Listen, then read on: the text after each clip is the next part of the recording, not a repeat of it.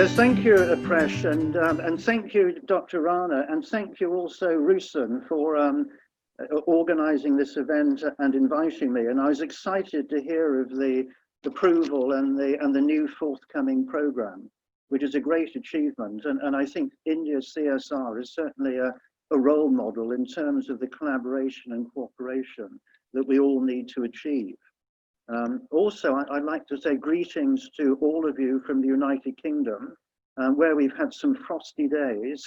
And at the moment, I'm in amongst those trees on the left-hand side of the image. If we start with the challenges facing mankind, a feature of them and the current situation is that we don't just face the challenge of the COVID-19 pandemic. We face multiple interrelated challenges that we all share, and they include environmental degradation and the loss of biodiversity, the overexploitation of natural capital, the challenges of sustainability, global warming and climate change. But with all of these challenges, as Professor Rana has said, come associated opportunities, and arguably some of the opportunities are the most exciting opportunities that we've had for many centuries. But addressing COVID-19 and these other interrelated challenges and associated opportunities, they create particular problems for organizations and societies. That they have certain features in common. They all have consequences for multiple activities, and they cannot be given to just one organization, one function, or one government department to address. Collaboration and collective effort is required. And in dealing with them, there may be winners and losers. There will be vested interest to confront. People may want to hang on to what they have, preserve their advantages, and regain what they have lost during the pandemic. But going forward, the lower growth rates and higher costs that may be necessary for sustainability, they tend not to attract votes.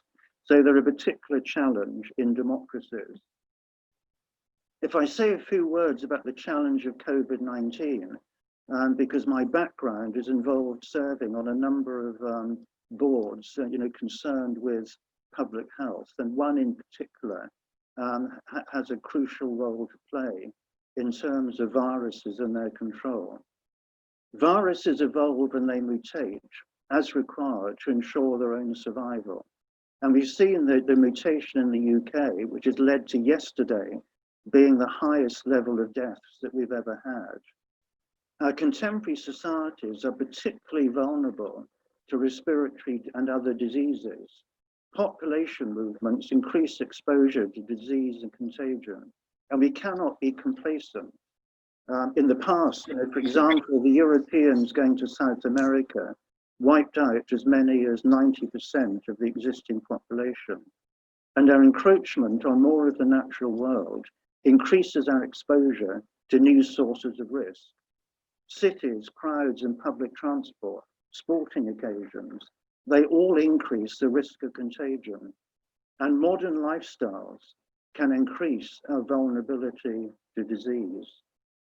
And throughout the whole of our experience with COVID-19, particularly in democracies, there is a conflict, there is a tension between what individuals would like to do in terms of their preferred lifestyles and the social responsibilities that are required to actually control the virus.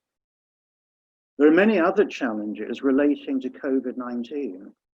There are significant cultural differences between countries that condition the extent to which people comply with government requirements and guidance and restrictions, and particularly in countries like the UK and the US, where people are very individualistic and like to do their own thing. It's particularly challenging. And we have to get a balance between and find a way of reconciling freedom and control of the virus.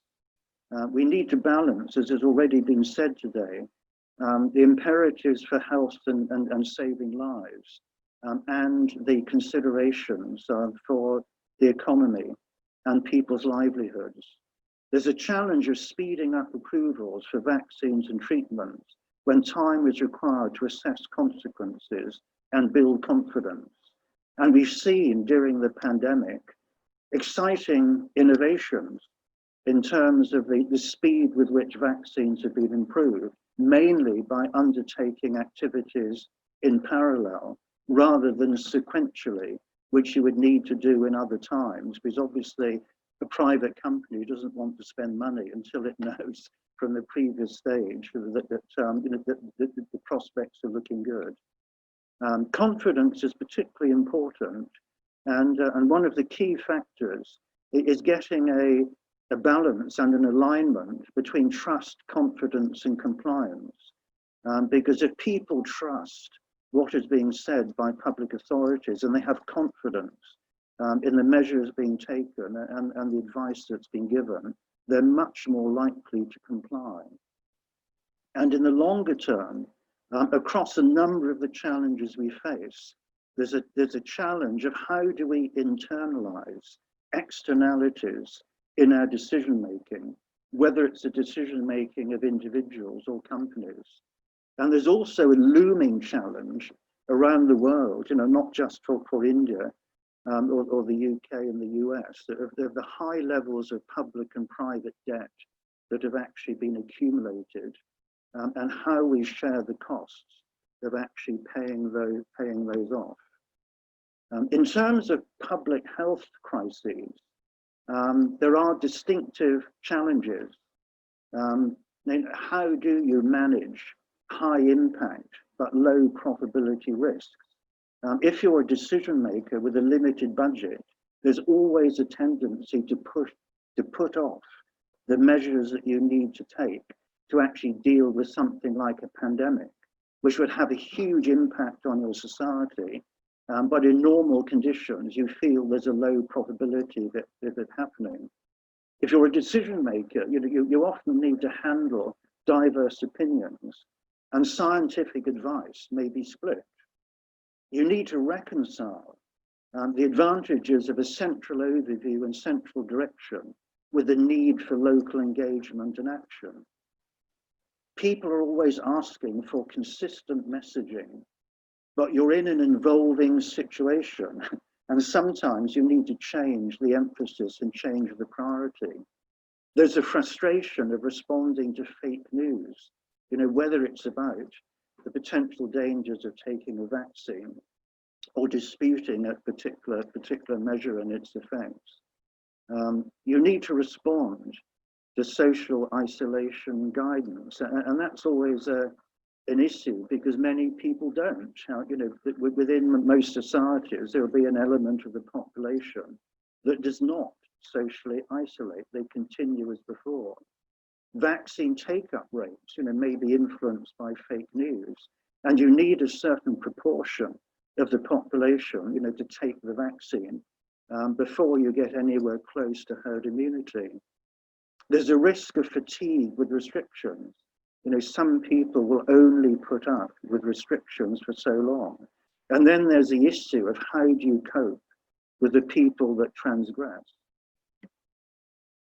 In crisis decision making that we've seen, particularly over the last year, the pressures that we all face when we have to take decisions in a crisis, whether it's a government, whether it's on the board of a company, there's lack of time. You may be lacking current and accurate information. There's a challenge of reacting to developing events, but at the same time, you need to address the root causes. And some people are better able to cope with decision-making in crises than others.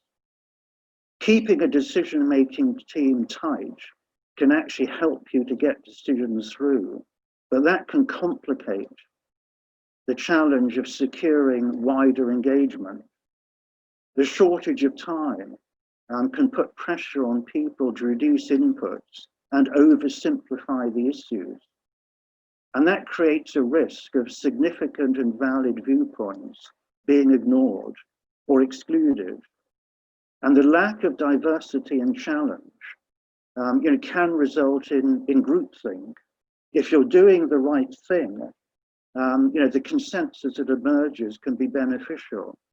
But if you need to change direction and you're doing the wrong thing, then groupthink can be absolutely incredibly dangerous and fatal. So socially responsible leaders, one of the key things they need to do is ensure that the relief that you sometimes get when you finally get a consensus in a crisis situation on a way forward is to make sure that that doesn't lead to a reluctance to review positions or transform or change direction when you need to. Socially responsible leaders make sure that we maintain our focus on socially responsible outcomes while coping with vested interests. You need, if you're a responsible leader, to represent absent voices, and that's particularly important in relation to environmental challenges, that we need to take account of the interest of future generations, other species, and the environment. One also needs to distinguish between awareness, understanding, commitment, and action. Many more people may be aware of a challenge than actually understand its implications and some of the issues that need to be resolved. Even fewer may commit to doing something, and fewer still may actually undertake beneficial actions. So in all of this, facing the combination of challenges in front of us, what role should the CSR community play in ensuring socially responsible outcomes? And achieving a responsible recovery is a key priority at the moment. And to get there, we need a combination of things. We need shared purpose, agility, flexibility, cohesion, trust, responsible and caring leadership. And above all, we need resilience. So this event, with its focus on creating a more resilient India as we go forward, is absolutely, on the button in terms of its timing, because we need individual, family, organizational, community, network, and social resilience. And resilience is about coping, responding, and rebounding. But in relation to COVID-19, we want to build back better. We need to go beyond just trying to get back to where we were. And we need to ask, some key questions about the nature of the recovery that we want to bring about. Were our previous activities and lifestyles sustainable? Can we turn adversity and tragedy into an opportunity to move towards a more sustainable future? Should we look beyond a new normal? Can we evolve, transition, and transform to a more sustainable and more inclusive model of development that is less environmentally damaging? And incremental improvement and going back to where we were before is not enough.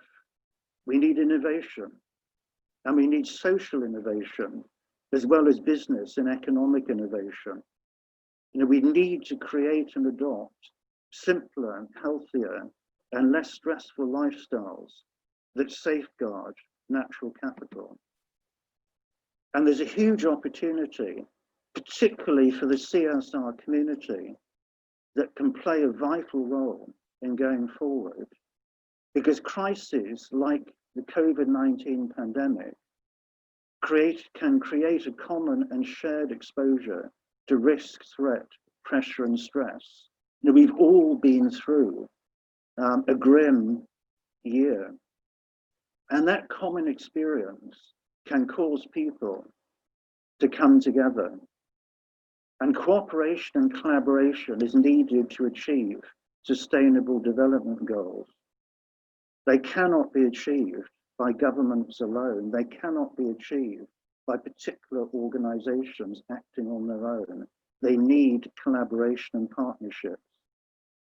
And cohesion and consensus are important for holding people together, but going back to the importance of innovation and doing things differently going forward, while cohesion and consensus are good things, we don't want a dull uniformity.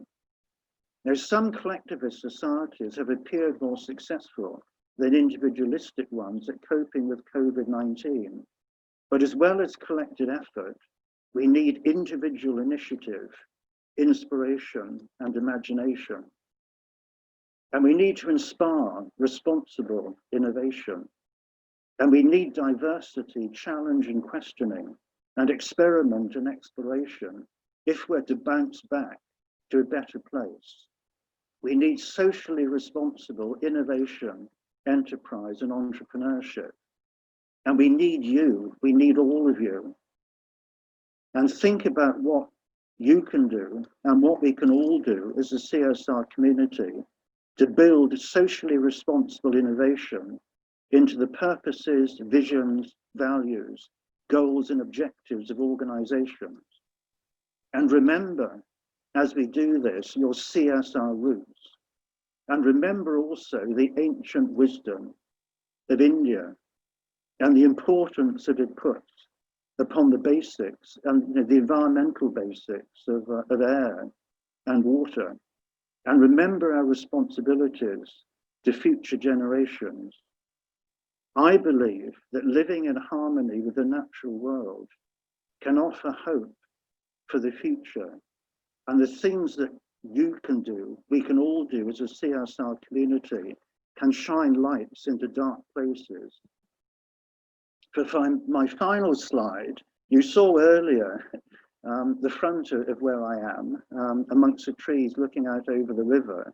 This is a back view, and it shows a rainbow that I saw one day on walking home.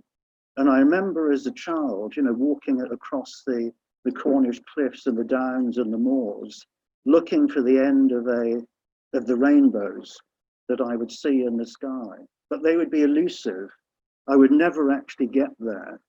And as I've grown up, life has taught me to avoid the pursuit of goals that are elusive.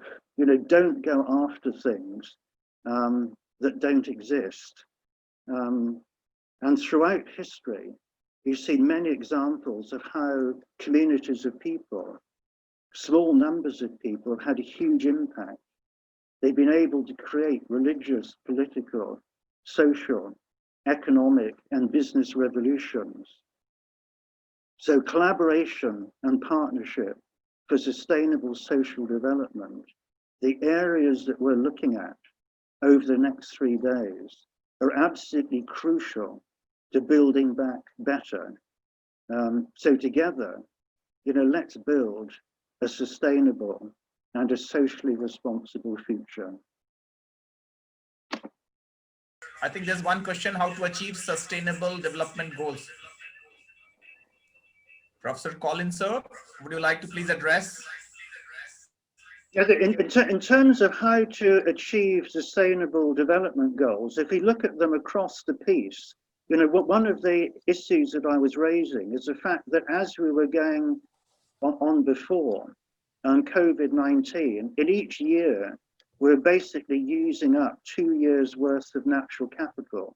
And in many crucial areas, the world has a finite limit, to the amount of certain rare materials. So there's a real prospect, if we carried on as before, of future generations, being rummaging in rubbish dumps, for thrown away mobile phones and things like that, so that they could scavenge and actually get the vital materials needed to do the basics. In other words, they may not have anything like what we have, and they'd be doing that in a much degraded environment and with a very hostile climate. So we need to change. So sustainable development, economic growth, as we were doing before, I honestly believe is unsustainable. So in terms of going forward, we do need to change. And we do need to do things differently. And it is something that government alone cannot do.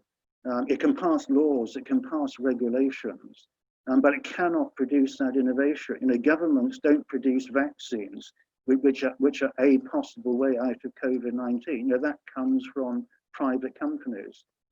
So innovation in the corporate world, you know, making sure that the government, you know, the regulations, the rules, the laws don't inhibit innovation, enterprise and entrepreneurship is absolutely critical. And collaboration and partnership. Again, it's so difficult for individual organizations to have the scale of impact needed to achieve sustainable development goals. You know, we all need to be moving together collaboratively. The collective effort is needed.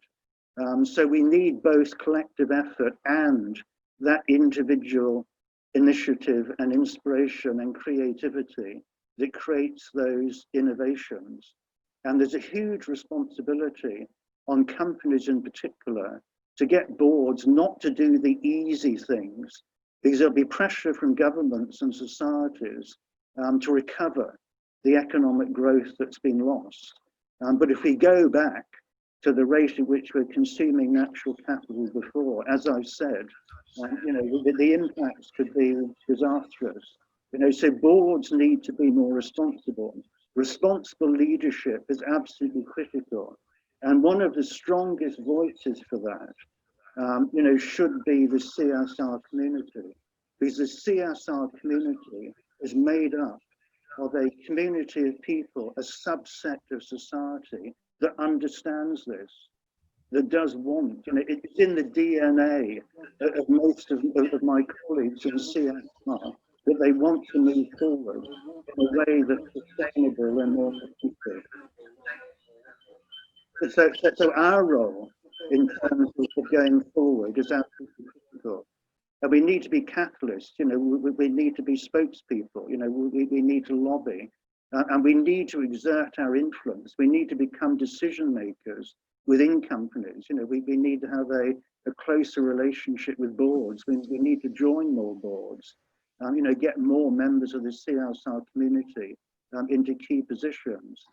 And Professor Rana, what you were saying and what Ruslan was saying earlier in terms of what CSR India is doing, and like the new program, for example, I think those things are absolutely critical.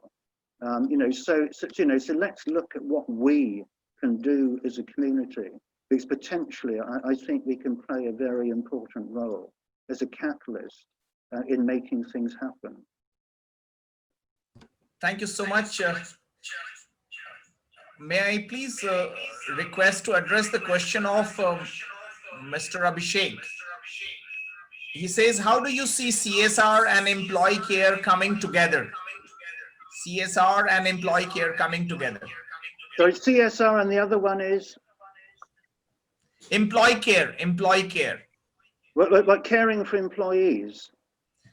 Maybe in terms of employee welfare, he means. In terms of employee welfare, well, obviously our employees, you know, they're a group of people that we are responsible for, and we can influence and do things for, but they are one stakeholder, and I think you know, we also need to think about our responsibilities towards all stakeholders. You know, and that includes the communities, the societies, the cities, you know, the countries in which we operate. You know, it includes the customers, the suppliers, and I think in terms of all of those people, I think we need to think broadly, and we need to perhaps think more strategically. That you know, sometimes the focus is how can we give good working conditions to employees today, and yet if our company is polluting the environment, you know, is producing sort of emissions that are causing sort of global warming, that then any things that we do today for the few years that we have them to make life good for our employees is going to be wiped out, you know, by the damage that we're doing to the whole of society and the environment. So we need to get a balance, and perhaps we need to be more strategic, and we need to think more broadly, and we need to think more about the future implications of what we do. So I'm not saying, that in any way we should take our foot off the pedal in terms of things that we can do for employees. But let's, can we raise our sights and actually look at what we can do for other stakeholders and the communities and societies in which we operate. In other words, we may employ, 0.1% of the people may be our employees, but all of them are fellow citizens and are fellow human beings that potentially, and if we all work together, we could do beneficial things for.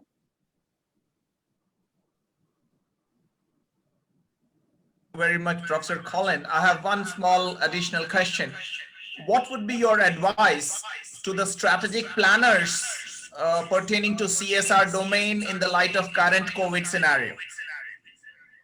In terms of strategic planning, and it is quite interesting, to what extent can you plan in today's world when there is uncertainty in so many dimensions?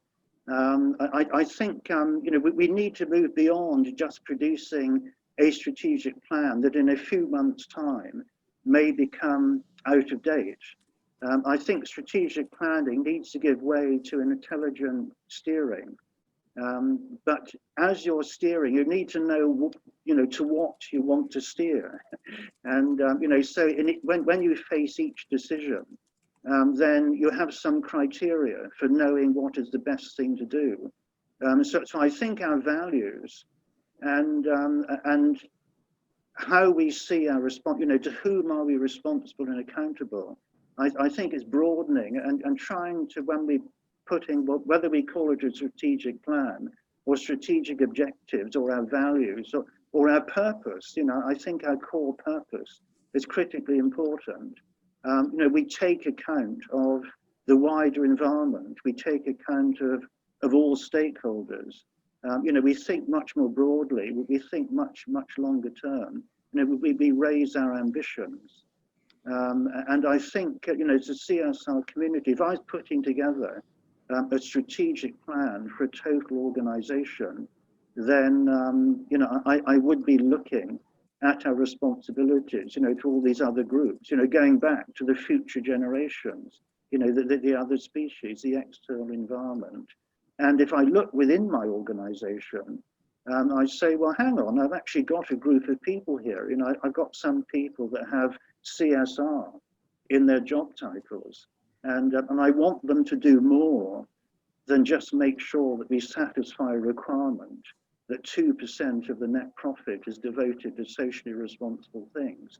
Why, if I'm a chief executive or on a board, how can I use that expertise? How can I use this community to apply their values and what they would like to do to the whole of our operations, to the 100% of the surplus that we're generating, rather than just that 2%. So I think that, that we potentially, have a crucial role to play in the strategic planning of organizations, and a crucial role to play in influencing how they intelligently steer to cope with the uncertain and insecure and changing situation that we all find ourselves in.